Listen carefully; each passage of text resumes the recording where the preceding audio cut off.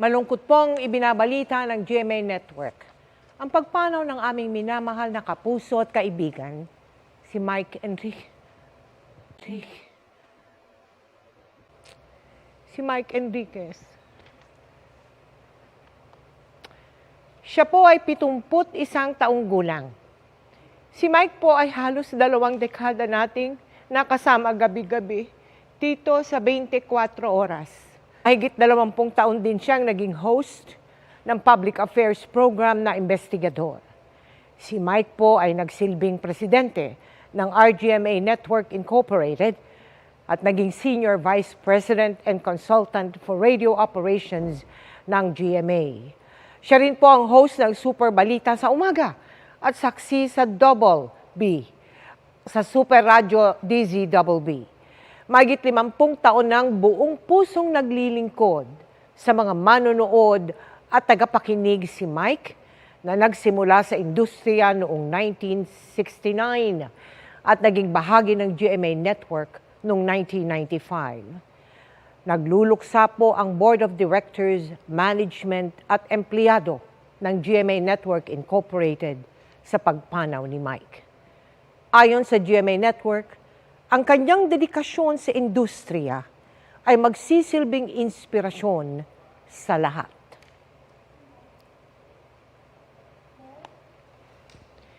Sa mahigit 50 dekada niya sa industriya ng broadcasting, hindi maikakaila ang tatak at kontribusyon ni Mike Enriquez sa trabahong kanyang minahal ng buong puso. Siya po ang kasama natin sa pagtutok sa malalaking balita at sa pagiging saksi sa kasaysayan. Ang aming kaibigan, kapuso at kasamahan, minahal at inabangan din ng milyong-milyong mga Pilipino. Super Radio DZBB!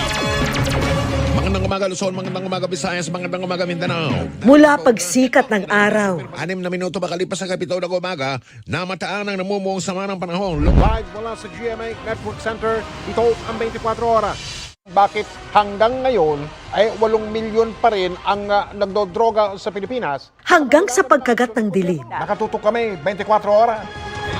Ang kanyang trademark na tinig Sabi nga ng ilan same pa rin. ang naghahatid sa atin ng mga balitang walang kinikilingan at walang pinoprotektahan. Hindi namin kayo tatantanan. Mahigit 50 taon na ang career ni Mike Enriquez sa broadcasting. Nagsimula yan nung siya'y 19 years old pa lang. Sa di sinasadyang pagkakataon, nang dalawin niya ang isang kaibigang nagtatrabaho sa radyo. Sabi niya, Mike is applying for a job. Sabi ko, of course not. Sabi niya, why don't you try? Nothing to lose. Or read the newspaper. Binasa ko. Tapos at the end, tinanong niya ako, when can you start? Taong 1995, nang lumipat siya sa GMA Network, kung saan sinimulan niyang pamunuan ang radio department ng GMA na kanyang pinalaki mula sa 4 na istasyon lamang. Ang oras po natin, 7:38 seguros. Tututukan natin ang lahat. Ang kanyang TV career naman, hindi rin daw sinasadyang magsimula. Nang mga ilangan ang GMA ng male anchor sa isang election coverage, bagay na labis daw niyang ikinagulat. Itong mukha na ito, hindi pang TV ito eh. Tanggap ko yun. Sarili ko ang nanay, hindi makapaniwalang sa TV ako eh. Umaabot na sa Kinuha si Mike para maging anchor ng pinakabagong newscast ng GMA, ang Saksi. Nangawag nila ako for a meeting.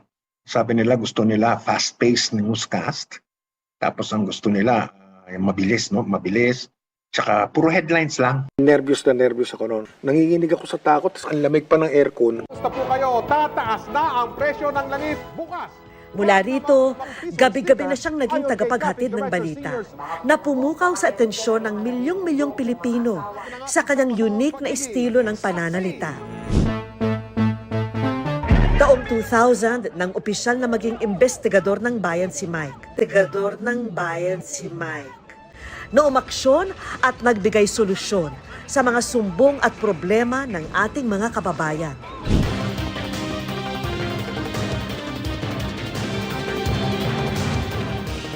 At pagsapit ng 2004, lalo pa siyang naging bahagi ng bawat gabi ng mga Pilipino. Narito ang pinakarespetado, pinakapinagkakatiwalaan, nang maging isa sa mga anchor ng 24 oras. Ito ang 24 oras. Dahil hindi natutulog ang balita.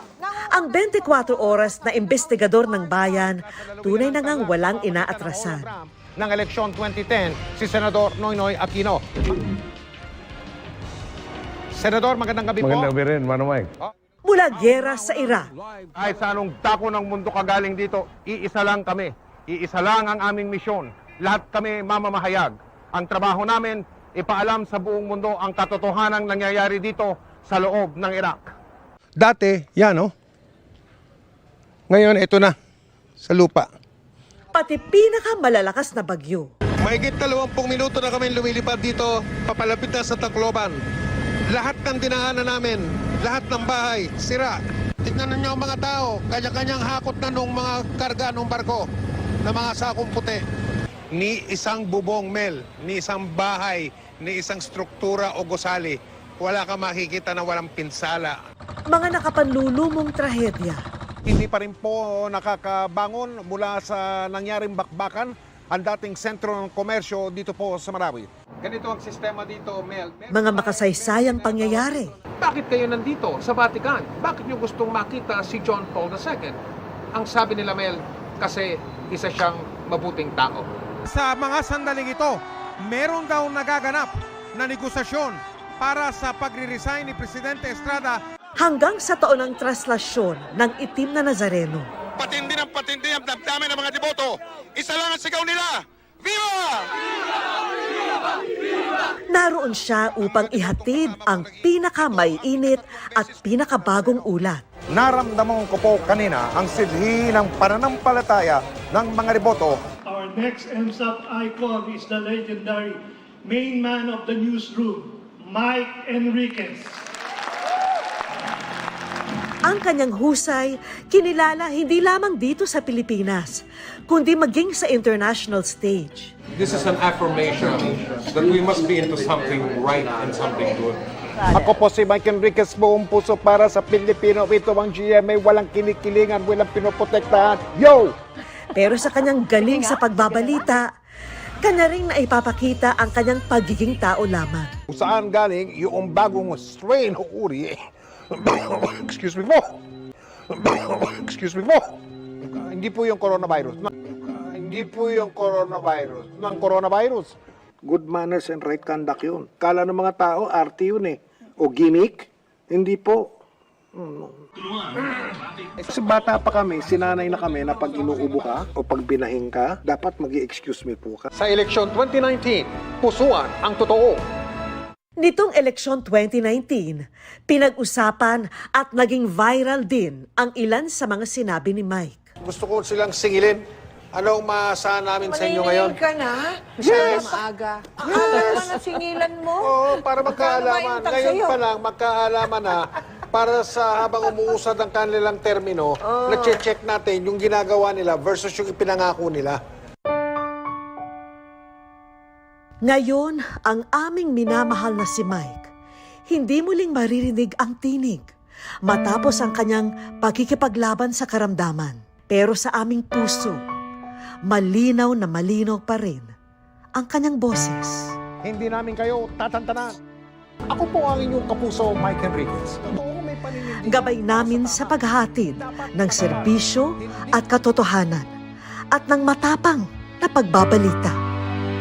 Paalam, Mike, hanggang sa ating muling pagkikita.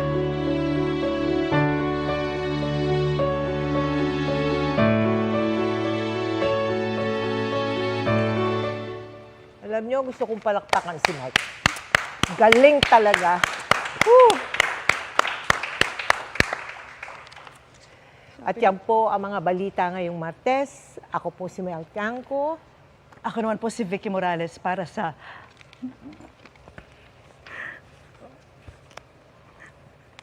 mas malaking misyon. Para sa mas malawak na paglilingkod sa bayan, ako po si Emil Sumangil. Mula sa GMA Integrated News, ang News Authority ng Pilipino. Nakatuto kami 24 oras.